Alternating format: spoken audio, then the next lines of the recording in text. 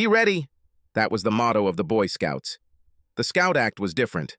The law stated that a Boy Scout must be reliable, loyal, helpful, friendly, polite, kind, obedient, cheerful, thrifty, brave, clean, and respectful, and also naive, apparently, stupid, idiot, trusting. Nick had no other answers after checking the email on his wife's iPhone. He usually didn't look at anything on her phone at all, and she knew that very well, so she didn't bother to use any additional protection. After all, he was a Boy Scout. He didn't invade anyone's privacy. But Nick's wife was leaving town in a few weeks, and Nick was trying to remember the name of her hotel. She told him about it before, but he didn't pay attention and wanted to avoid an argument about why he didn't pay attention. These debates have become a bit more frequent lately. The trip would be their longest time apart since their wedding 5 years ago, and Nick had been thinking about doing something romantic, like sending flowers. After all, what better way to show the woman he loves how much he loves her than to send her flowers when she was several thousand miles away in the city of love, Paris? It was the city of love, okay, but he wasn't who she was going to love there. No, it had to be Dwayne, who was also going on a trip. After entering the password to his wife's phone, the date of their wedding, Nick found himself reading one of the non-work-related emails his wife and Dwayne had exchanged over the past few weeks. They talked about walking along the Champs-Élysées at night, then taking a boat ride on the Seine in the moonlight, and then making wonderful love all night. Almost as surprising as the affair itself was the fact that Nick's wife Linda and her lover Dwayne exchanged messages using their work email accounts. She should have known better. So does Dwayne. Like Nick, Linda was a lawyer. Dwayne was a paralegal at Linda's firm.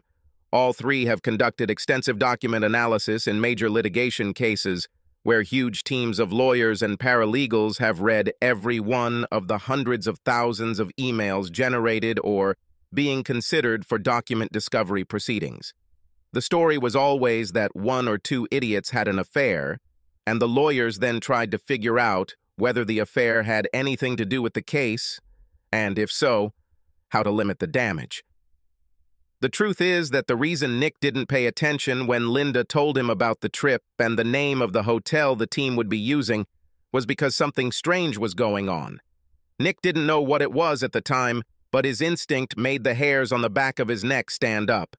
5 years as a lawyer, listening to clients lie and listening to lawyers scrupulously avoid lying by not telling everything had sharpened his listening skills. And something was wrong when Linda first told him about the trip. A very boring arbitration process that would keep them so busy that they wouldn't even be able to enjoy the sights. She said this without looking at him at all, and too frivolous. She knew that Paris was one of Nick's favorite cities, and they always talked about going there together because Linda had never been there. So Nick found her answer strange, but he didn't even imagine such a worst-case scenario. The email line he was looking at now was a stiletto stabbed straight into his heart. Why don't you just get rid of the Boy Scout so we can spend more time together without worrying? Dwayne wrote this last night. I feel safe with him. Linda answered. So why are you having fun with me behind his back every chance you get? You do it better. Nick had no idea what he was going to do at this point, other than forward all correspondence to his address and print out the email exchange on the printer, just in case. No doubt, as an experienced lawyer, his first instinct was to preserve the evidence. After printing out the emails and putting them away, Nick began to think. He definitely knew what he wanted to do. He needed to think before he hurt anyone. This thinking is what made him a lawyer. He was paid to use his brains, not his brawn. And he had to think about it quickly because Linda was out for a run and would be back soon. But before he could think, he needed to finish the mission and find a hotel. However, this would not be for sending flowers. He didn't know why he would need this information, but he just knew he needed it. Perhaps as a target, close to the Eiffel Tower. About a 5-minute walk from the International Chamber of Commerce, where Linda and Dwayne will be working on their arbitration case with the rest of the team, at least when the two lovers have some free time. Once he found the hotel, he had to quickly do a computer search on Virginia divorce law. He remembered some things from the bar exam 5 years ago, but it was always good to check.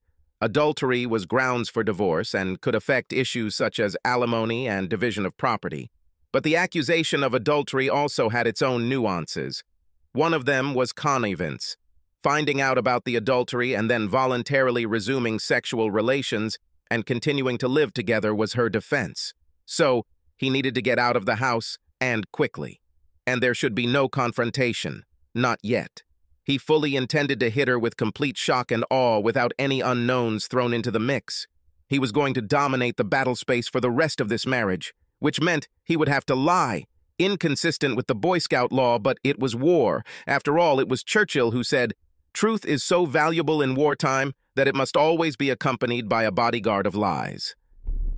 Nick's lies would serve a higher purpose now. In any case, none of them were under oath. He went up to the master bedroom and began to pack his things. He finished quickly and placed his suitcases by the front door.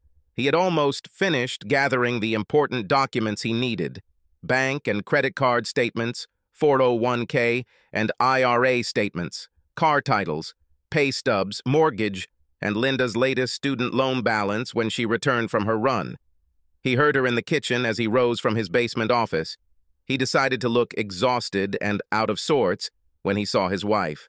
Her shoulder-length brown hair was pulled back into a ponytail. She looked good. It's a pity that she was disgusting in his eyes. He already knew that love was dead. "You know, I'm going to Paris," he said with a grim smile. The color drained from Linda's face. Her blue eyes turned pale. "What?" "Paris, Virginia." Her shocked expression quickly disappeared. "Sven just called," Nick continued. "We are testifying in an insurance case and we must prepare a witness.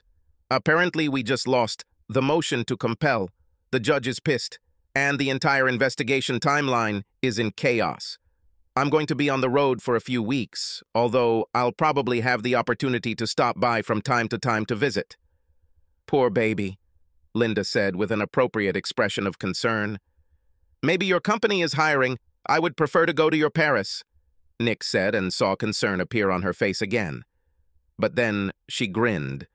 "Send me your resume. Maybe you have the right amount of experience for us to consider you." It was a joke. Linda's law firm ranked higher in the rankings than Nick's. Then, perhaps with some guilt, she made a move as if she was going to hug him. But Nick turned and returned to his office before she could close the gap.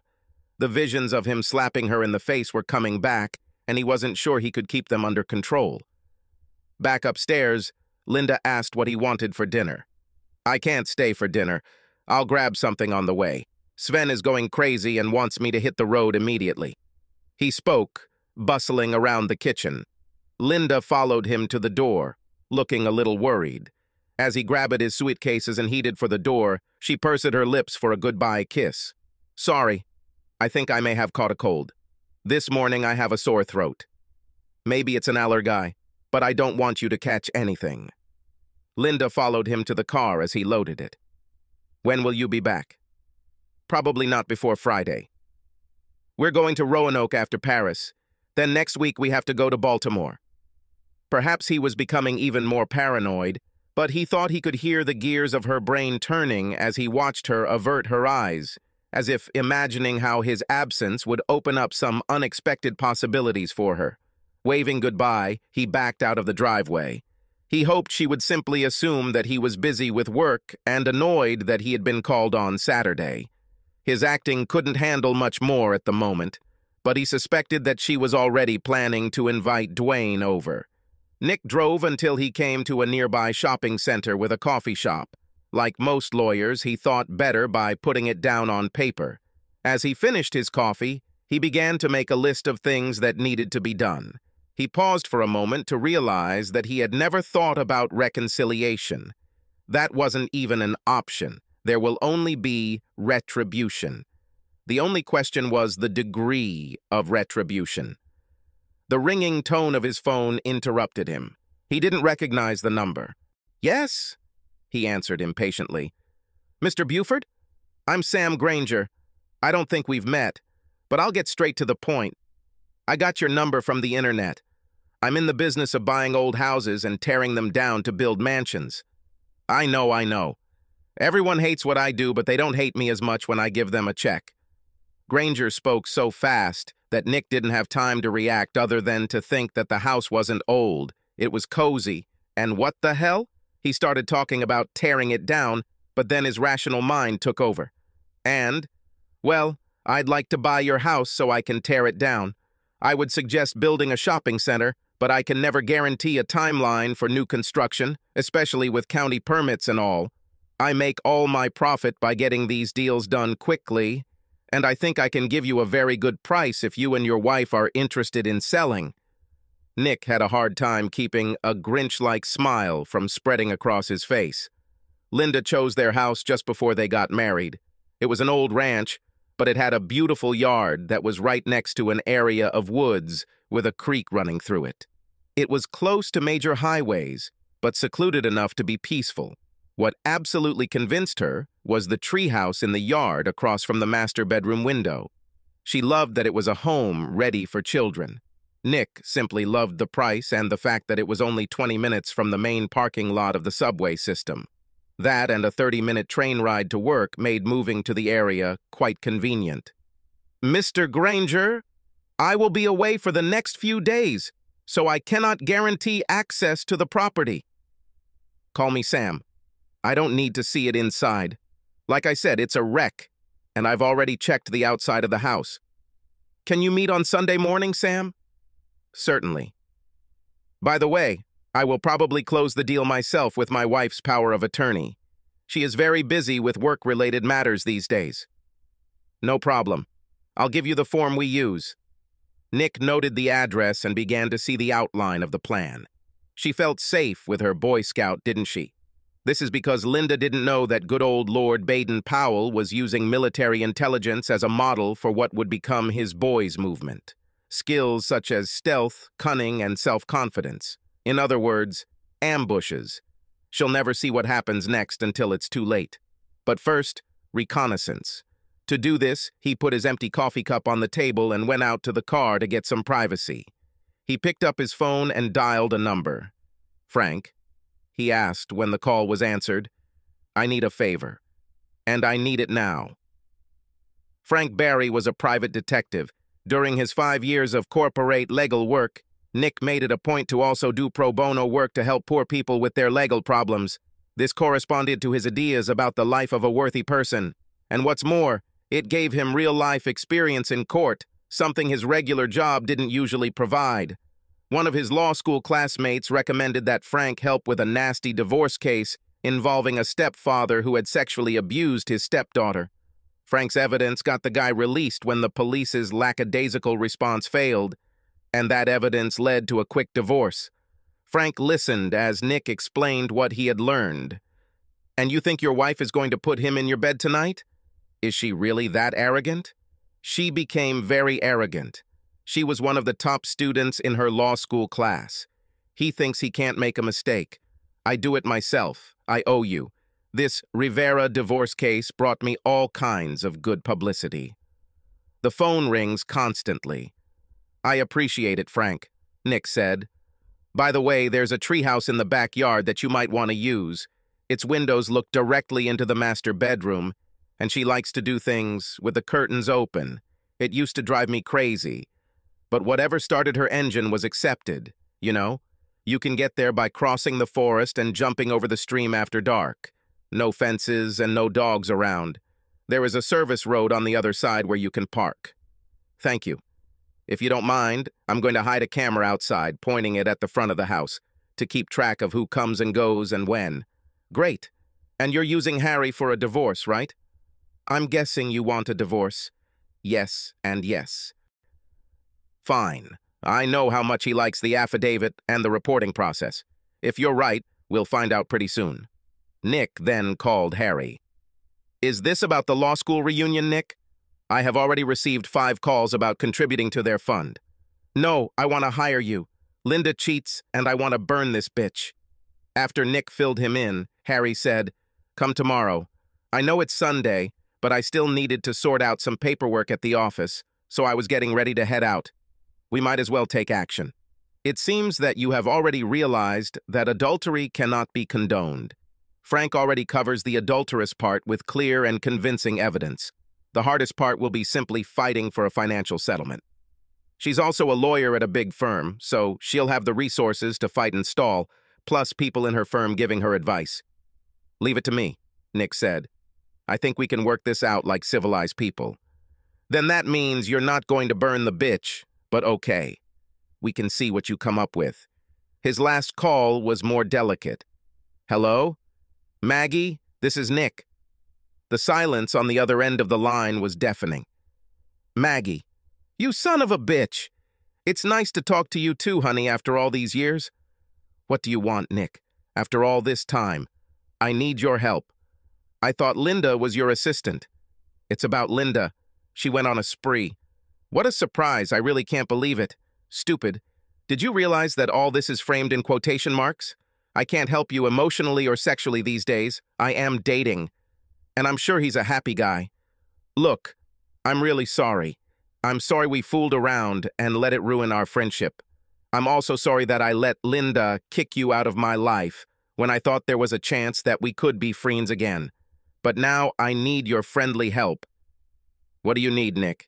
He told her. There was silence on the line, then laughter. I agree, she said after she had calmed down, but he could still hear the smile in her voice. You always made me laugh. Thank you, Maggie. When the dust settles, you'll have to introduce me to Mr. Lucky so I can congratulate him on his excellent taste and invite you both to dinner. It's a date, she said. He needed somewhere to hide for a while and plan. So he found an extended stay hotel outside the Beltway in Fairfax, far enough away from his and Linda's usual haunts where he wouldn't risk being seen, settled in, and then went to get something to eat. He wasn't actually hungry, but he knew he needed something in his stomach to fuel the alcohol he planned to drink. A restaurant called El Mariachi was across the street from the hotel. When the hostess seated him in a booth, he saw that the bartender was looking at him. He seemed vaguely familiar, but Nick put it out of his mind. At the moment, he had enough reason to worry. The menu items indicated that the restaurant was an establishment pretending to be Mexican. Most Americans didn't understand the difference. He ordered some inexpensive tequila with his meal. He knew the hangover the next day would be severe, but he considered the pain part of the cleansing ritual. The waitress returned with a bottle of excellent tequila from the top shelf. When Nick looked up at the waitress, she simply pointed to the bartender, who saluted him. Nick returned the greeting and poured himself a generous drink as the bartender returned to serving other customers. It took a moment, but Nick remembered who he was. He remembered the bartender as one of the members of the public who attended Rivera's divorce hearing, as well as the criminal trial that Nick attended. He always sat in the last row alone. No one ever sat next to him. His client's daughter, Sonia, hugged him one day, but when Nick asked Sonia who it was, she became very quiet and said he was just a family friend. Nick ate in silence, making notes on a notepad and drinking tequila. After the waitress cleared away his dirty plates, he went to the toilet. He was aware that things seemed to move around, as if he were on a ship as he walked. He needed to lean against the wall while he did his business. He then returned to the booth, trying to act as confident as possible, and found the bartender sitting in his booth on the opposite bench. "Senor Nick, good to see you," he said, reaching out to take Nick's hand and shake it vigorously. Nick sat down and waited for what he would say. "I never thanked you for helping my cousin deal with that bastard she was married to." Nick tried to argue that it was nonsense and he was just doing the little he could, but the bartender ignored him. He was severely beaten in prison. Did you know about this? Very much. They don't think he'll be able to walk again or eat solid food. The bartender had a small smile on his face as he told Nick this. Nick felt a chill as he looked at the bartender. "I didn't hear that," Nick said. The bartender shrugged. "This is yesterday's news. What brought you to El Mariachi alone on a Saturday night? Where is your charming wife?" Nick looked the bartender straight in the eyes. The bartender was still smiling. It was not a mocking smile, more like a smile that knew a lot. Nick couldn't understand why he asked such a strange question. How did the bartender even know Nick was married? Nick then remembered that Linda surprised him by showing up at one of the hearings and kissed him after it was over.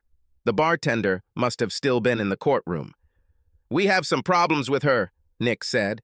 He saw no reason to lie or hide information. "Like she's having fun with someone else?" Again, with a knowing smile. Nick was shocked and fell silent. "I'm not a lawyer, Don Nicholas, but I know that if you want to keep a secret, you shouldn't write it down and leave the paper in plain sight," said the bartender, pointing to Nick's notebook. It noted elements of adultery, had drawings showing Dwayne being stabbed to death, contained the name Linda surrounded by a circle with a slash, and had a to-do list that included the phrase "burn the bitch." Nick shrugged. Poor operational security, but at least it didn't give away any sensitive customer data. Any man in your situation should ask himself what he wants. What do you really want, Senor Nick? What would you want more than anything in the world, other than money, if you could choose your revenge? Nick didn't hesitate. "I want to hit her on the nose so hard that it breaks. And I want to hit her in the face so hard that both her eyes turn black. She has a very beautiful face and very expressive eyes. I want to destroy them." The bartender's smile grew wider. He then chuckled, shaking his head. "You, my friend, are not thinking rationally. People who take revenge so cruelly end up in prison. You don't want to go to jail, not unless it happens while you're visiting your clients. Right?" The bartender paused and looked slyly at Nick. Nick nodded. "But maybe I can help with something. You helped my cousin with her little problem. She could have turned to me for help, but for various reasons she refused to do so. You, however, stepped in and took care of her." Nick tried to interrupt him. Sure, he asked Frank to gather evidence, but he made the police do all the work. It didn't hurt when Nick asked one of the partners from his firm, a former assistant United States attorney from the area, to calmly speak with the prosecutor to make sure the criminal case was getting the proper treatment. Nick showed up with his client only to make sure she had the proper respect from the prosecutor. His client's divorce itself was commonplace after her husband was convicted in a criminal case. The bartender brushed off his protests. "You must understand that helping ordinary people like my cousin is worthy of attention in itself. I am in your debt on behalf of my family. I always pay back my debts. I think you could use some help." Nick looked at him intently. "I'm afraid I don't remember your name." The bartender's smile turned into a shark-like grin. "Some people call me El Diablo." "Devil?" The bartender nodded. "That's what people who don't like me call me. To my friends, I'm Jose Garcia." Now it was Nick's turn to smile. "What should I do to receive a favor from the devil? Sell my soul?" El Diablo's smile disappeared. Nick didn't smile either. "Be serious. You are a lawyer. You have no soul." His smile returned, and Nick knew he was joking. "Call it professional courtesy, Senor Nick. Now just give me your address, your wife's name, and tell me what her daily routine is. What are you going to do? I have several ideas, but what does this phrase sound like? Ignorance is bliss. I think you need to be blissfully unaware and be able to report on your movements over the next few months. Buy yourself a burner phone so we can keep in touch, and leave the number here at the bar. And then don't come back here again. It will be better this way." Nick told El Diablo about hiring a private investigator, his plans to stay home until Linda left for France, and Linda's travel plans. El Diablo knew this hotel in Paris, but did not say from where. "Just one question, Senor Nick. Is there any chance of reconciliation, forgiveness, mercy? I don't want to hear later. I changed my mind." El Diablo looked him straight in the eyes. The smile disappeared. His expression became serious. Nick returned his gaze. Nick took a deep breath and paused to check his emotions again. The path was clear. He was a simple guy. Trust and loyalty. These were his most important values. They left his marriage. Linda flipped a switch in his brain, and love was now replaced by hate. Over time, upon reflection, he simply won't care. That time was not now. No one. El Diablo relaxed. Fine. Don't worry about anything. The waitress brought the bill. El Diablo shooed her away, but allowed Nick to tip her generously. He also allowed Nick to take a bottle of tequila with him, but warned him to slow down. He needed a clear mind for battle. Somehow Nick woke up at a reasonable hour on Sunday morning without much of a hangover. He arrived at Harry's law office at 10 a.m. and found Frank already there. "Sorry, Nick," Frank said. "She definitely had sex with that guy. In your bed. He was there 2 hours after you called me, and he was still there when I left this morning. We received a very good quality video. I made you a copy, but you might not want to watch it." Harry interrupted him. "You better not look. I don't want you to do something stupid and get arrested." "Don't worry," Nick said, taking the DVD from Frank. "Give me the rundown. I climbed into that treehouse just like you said, and they were all over each other. I got really clear shots of their faces and, frankly, the rest of their bodies. They were clearly having sex. Anyway, I think it's just a physical thing. They hardly spoke. I don't know if this will change your plans." "No. How long?" "They both had great stamina.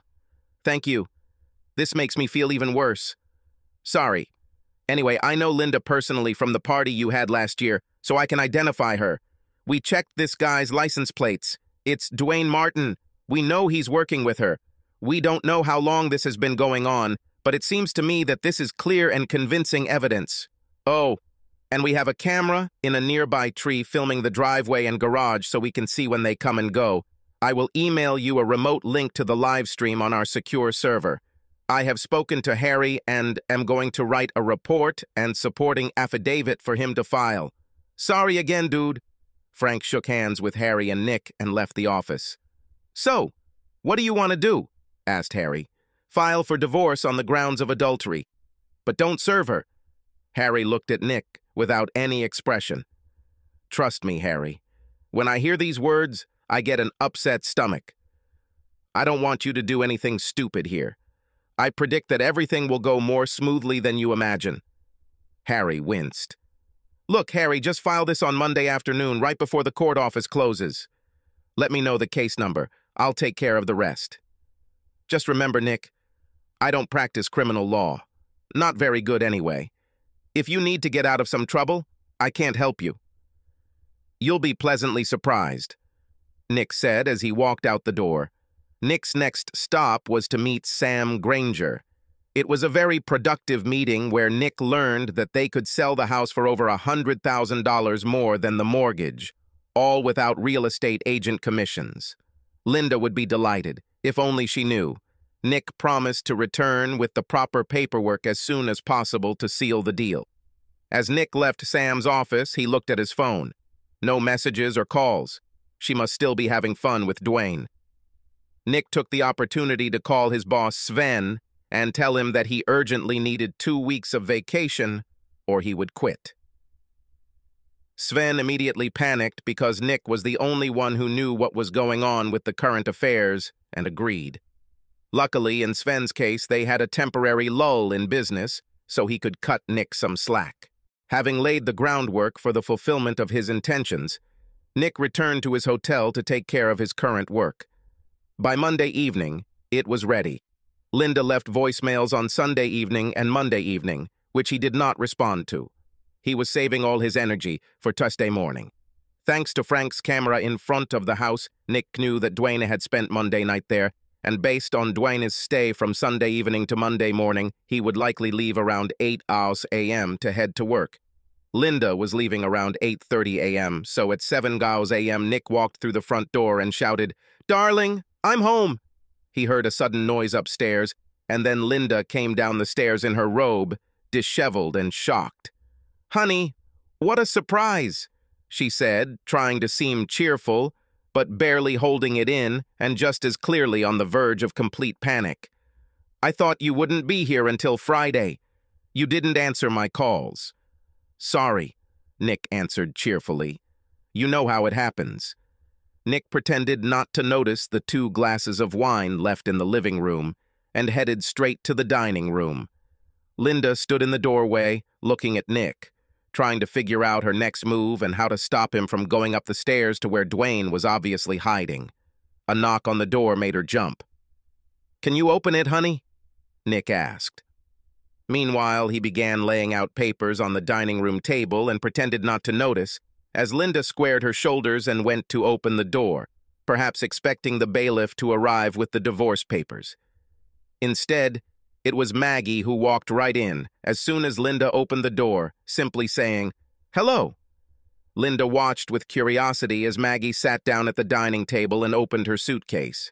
"Sorry, honey," Nick said, "but I don't know when I'll be on air again. And you know, I can't think of you going on a foreign trip without renewing your powers of attorney. You know, just in case something goes wrong and we need to deal with some financial or medical emergencies. Oh, and I had a couple of moments over the weekend and got a tip on refinancing my mortgage at a really great rate. Since we are both going to be traveling, I thought this was the only time we would be able to do it. Sorry for the urgency." He tried to look apologetic. "Who is this?" Linda asked, pointing at Maggie when the artery in her temple stopped pulsing violently. "I'm Maggie." "Maggie is a notary," Nick explained. Linda visibly relaxed. She still had a lover hidden upstairs, but events had not yet completely spiraled out of control. "You, my Boy Scout, always ready?" she said with a grin as she sat down, although her eyes were still wary. "It's just who I am, honey." He handed Linda a pen and began laying out the papers in front of her. "The flags with arrows show you where to sign. Take the time to read the documents if you want." "I trust you," Linda said with a wide smile, quickly signing all the papers in front of her. He prayed to God that she would do it, because otherwise he was screwed. But, as they say, he who dares wins. As Linda signed each document, Nick laid them out and handed them to Maggie, who lined them up and notarized them. "Mrs. Buford, do you have a photo ID?" asked Maggie. Linda stood up from the table to go get her purse. Maggie and Nick exchanged glances, but both had to quickly look down at the table to keep from laughing. Linda placed her driver's license on the table. Maggie took a photo of them on her phone and noted the details in her notary journal. Linda offered coffee, but both Nick and Maggie declined as Maggie finished marking the documents she had certified in her book while Nick put everything into separate folders. Linda's eyes continued to look up, waiting for Nick to try to go there, calculating her next move. Maggie left, putting all her things away and giving Nick a smile when Linda wasn't looking. Nick then gave Linda a break by saying he had a conference call to hold and would go down to his basement office to do it. Linda's shoulders relaxed because now she would have time to get Dwayne out the door and clear any trace of him before Nick emerged from his man cave again. Nick went downstairs to give her the illusion that she was still fooling him. He pretended he didn't hear the heavy footsteps on the steps as Dwayne fled, or the sound of the garage door opening so Dwayne's car could leave. But when he heard the sound of the shower running in the master bathroom, Nick gathered everything he had, walked out the basement door, and drove off in his car without saying a word to his loving wife. 2 hours later, after a hearty breakfast at the diner, Nick was in Harry's office. Harry looked shocked. "So, you're telling me that you made your wife sign Form CC 1406, confirming the filing for divorce and waiving all future service of process and notice of any future proceedings?" "Yes. The duly certified form is right here." "And so it was. You are also telling me that you forced your wife, an experienced lawyer, to sign a property settlement agreement in which she transfers to you all proceeds from any sale of your home and contents therein, cars and any jewelry she owns, gives you free rein to manage her personal belongings and allows you both to walk away with the retirement accounts you each own, without any alimony from you to her. She still earns more than me.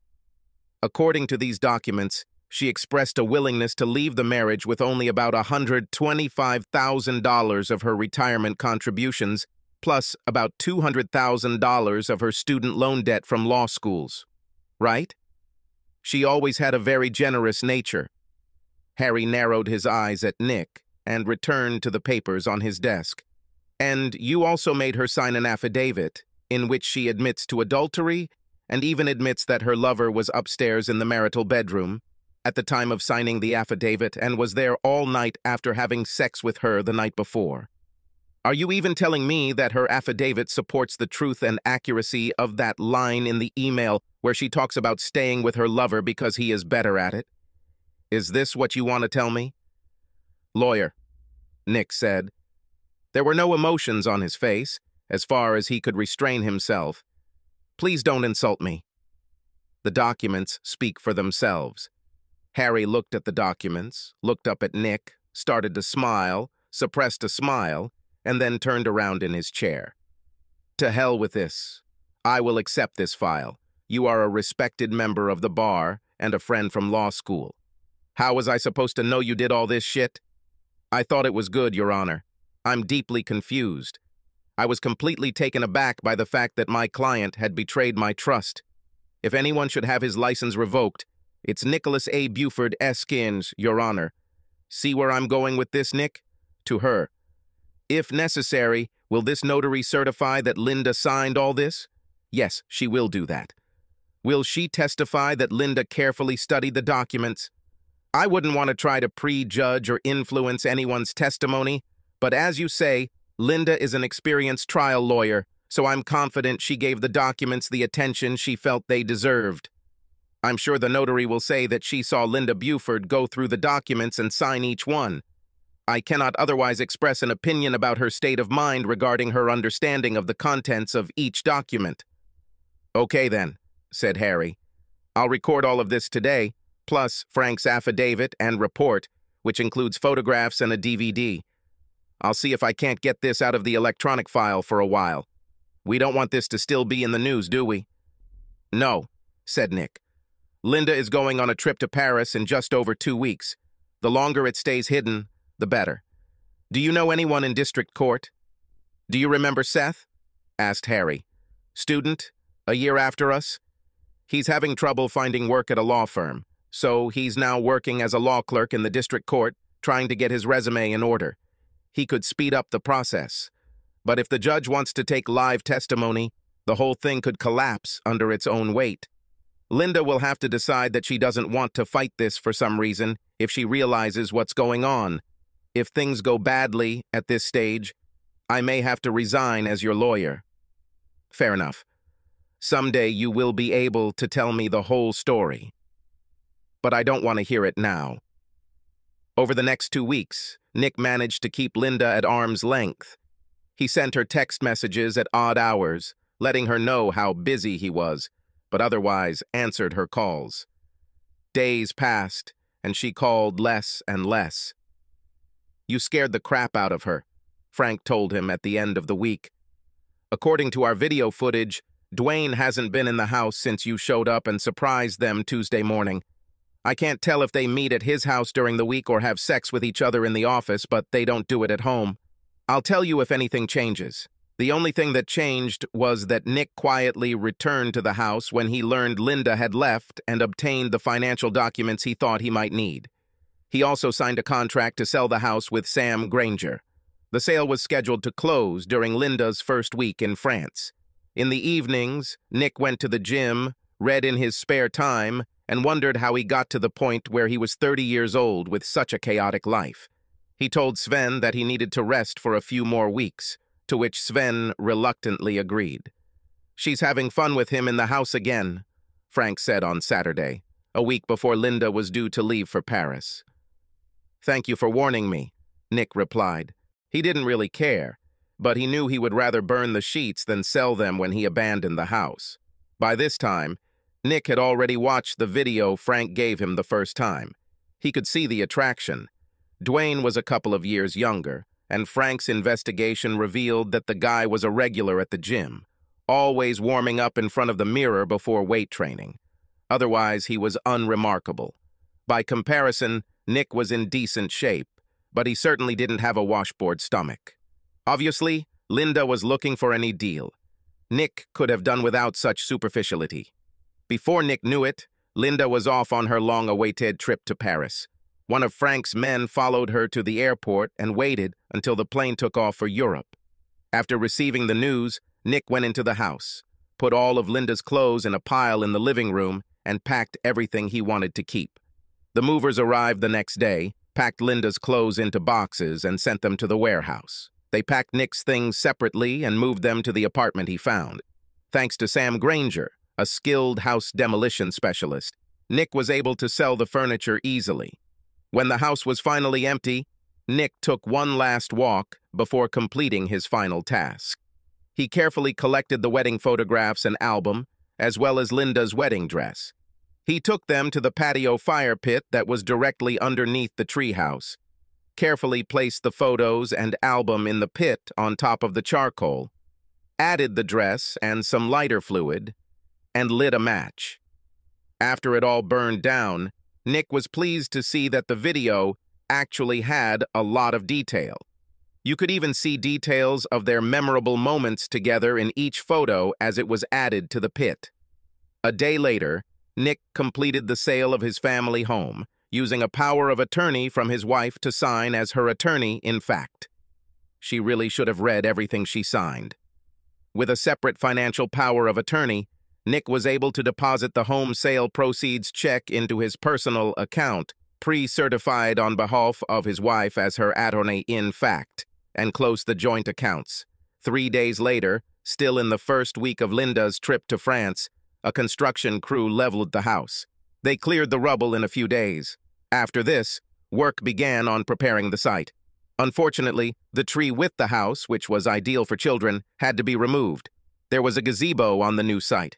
Unfortunately, at the moment when the entire place where Nick and Linda once had a happy home turned into just a large square of land, construction stopped.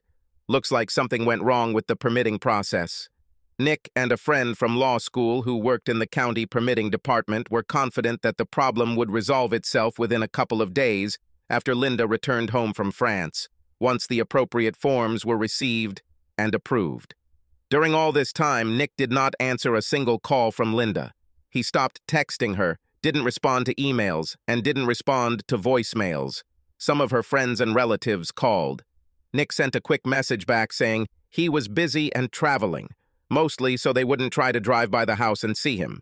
El Diablo called him on his prepaid cell phone and told him that Linda and Dwayne seemed to be under stress and weren't looking well. Maybe she suspected something was wrong? Nick asked how he knew this. El Diablo only said that he has friends everywhere, even in Europe. He did ask Nick if he would be interested in returning Linda's wedding and engagement rings. When Nick said no, El Diablo asked if he would mind if someone else bought them. Hell no. Fine. I might know someone who would like them. On Wednesday, 2 days before Linda was due to return from Paris, Nick was in Harry's office. I don't know how the hell this happened, but here's the divorce decree.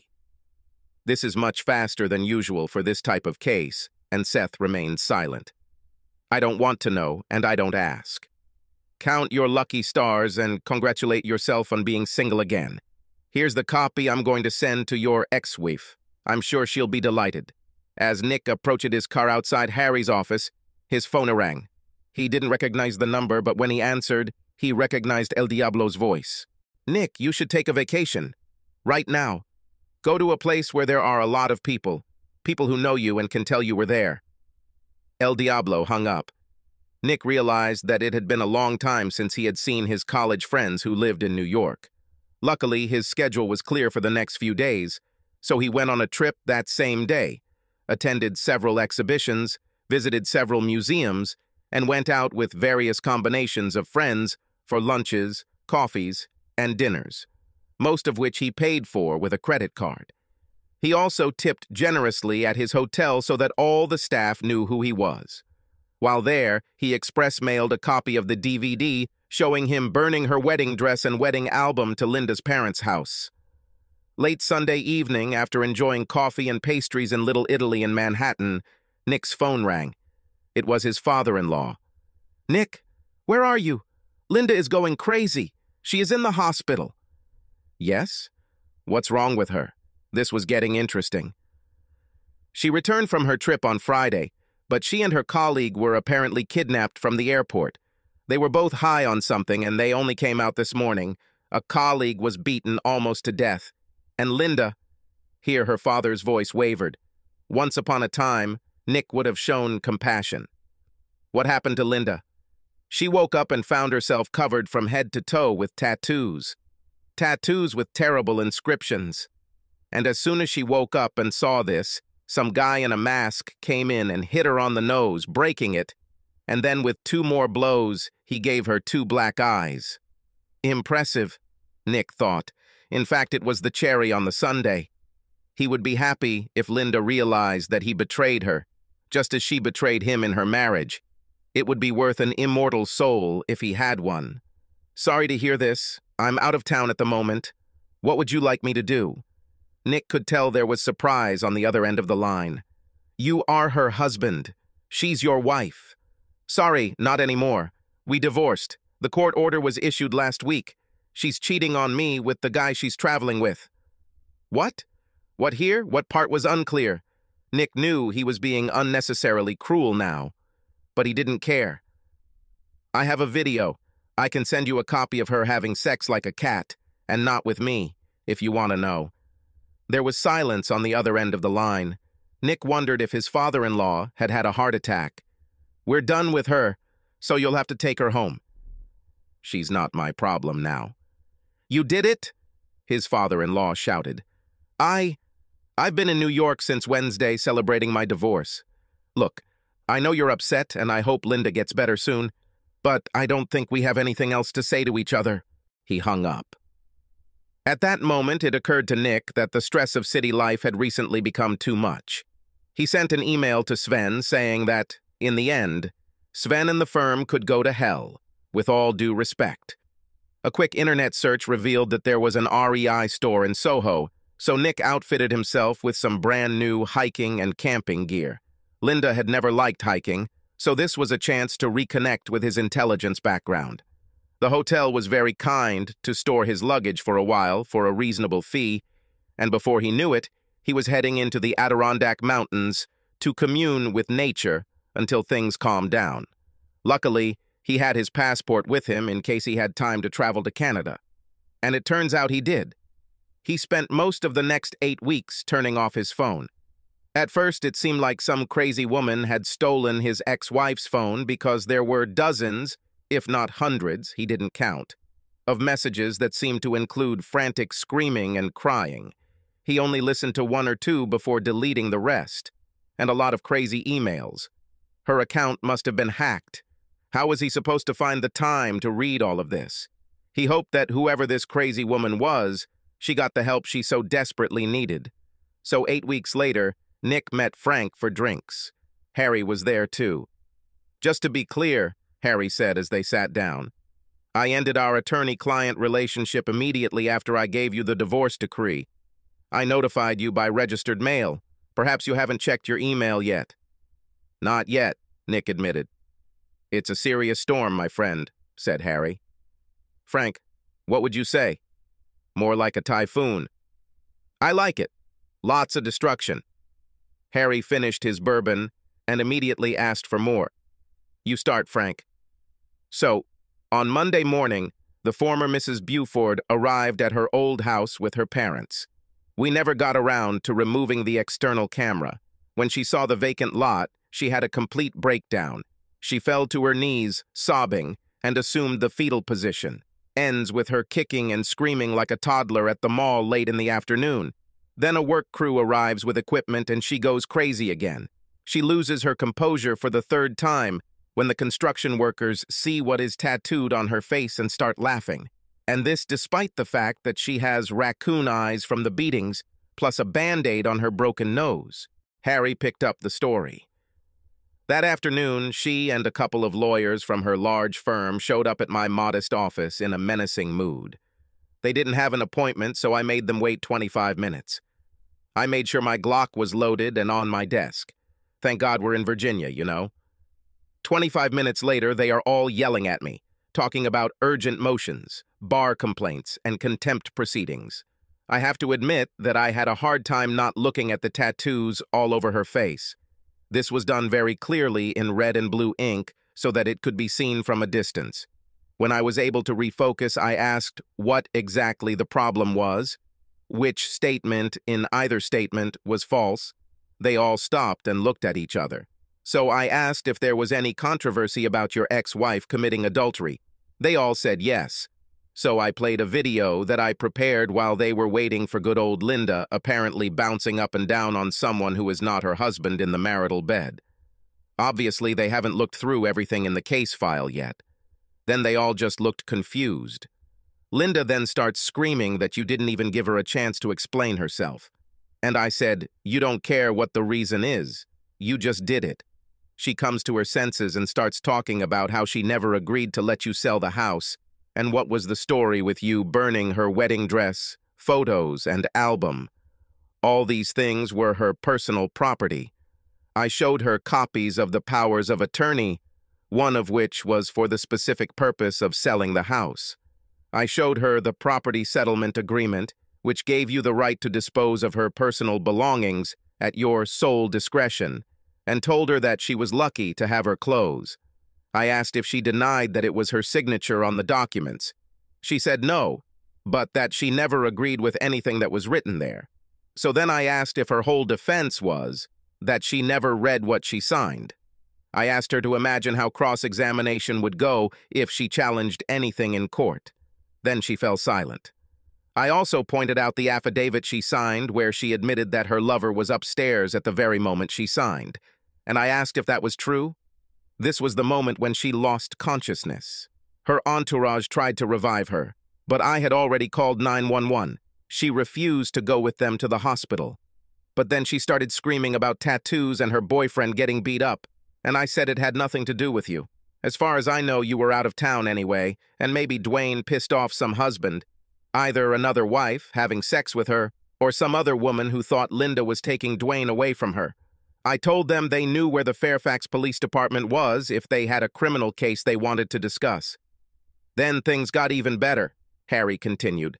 So they still kept talking about filing a motion for reconsideration and all that kind of stuff. That's when I told them that just that morning I had received an anonymous email with links to several videos of Linda and Dwayne in your bed when they started doing it again before the trip to Paris. The message said that the videos would be sent to everyone Linda knew, and that you, Nick, knew nothing about it and could not stop them from doing it, and that they were friends that you once helped, and that they will protect you, and that they would hit the send button that day if she didn't just let the whole thing go. Do you know anything about this? I was out of town, Harry. After that, they left. I haven't heard anything about them since then. And nothing happened in the courthouse. It was Frank's turn again. They must have called the police because a couple of detectives showed up. They wanted copies of the videos and the report. Then they lost interest. Neither Linda nor Dwayne could say what happened, only that they got into a taxi at the airport, and the next thing the guy knew, he was in the hospital. With Linda, she woke up in a dirty hotel, got hit in the face, and then went to the hospital. The room was also billed to her credit card, plus room service and minibar. This time, Nick told him that the hotel manager had said that New York cops had checked out his stay at the hotel and that his New York friends had been contacted as well, but they all vouched for his very active schedule in the city. Rumor has it, Harry said, that your ex is hiding in her parents' basement while she gets laser tattoo removal. The problem is that they charge per square inch and it's covered from head to toe. It would have to cost tens of thousands of dollars and still, the marks would remain with her forever. It's a shame, Nick said. Harry stared at Nick. Frank simply pursed his lips to keep from laughing. What happened to your lover? I understand that he was badly hurt, said Harry. There will be a lot of physical therapy in his future. The head is slightly damaged. Multiple concussions. He will likely have some difficulty getting another job as a paralegal. Their firm also released them both. It seems their relationship fell apart during the trip, and somehow this negatively affected the entire arbitration. There were not enough documents, objections were not ready. Witnesses had problems. They lost on the merits. The client was unhappy. The firm had to make human sacrifices to retain the client for future work. Someday, Nick, you'll have to tell us how you managed to cope with this, Frank said. Dealt with what? I'm a Boy Scout. Maggie was waiting in the car when he got out. I'm a little upset. No one asked me if I actually certified the documents or if she read them before signing. I was willing to say that I watched her study each one before signing, but I couldn't estimate how much time she spent on it. We should discuss this over dinner. I need to treat you and your boyfriend to thank you for helping me gain my freedom. Maggie turned to him and looked over her sunglasses as Nick reversed the car out of the parking lot. There is no guy, idiot. Nick stopped abruptly and looked at her. Really? Indeed. Now shut up and take me home so you can begin the rather long and grueling process of apologizing to me. Okay, Nick smiled. But first I have to stop by the post office. For what? I'm sending a card to an old friend, Nick said, pulling it out of the glove compartment. It had the Boy Scouts logo on the front. I asked her, does she feel safe now? Safe? Subscribe to our channel so that your second chaff doesn't cheat on you, and go ahead and listen to the next story, because this story is nothing compared to the next one. If you're under 18, don't even think about listening to the next one.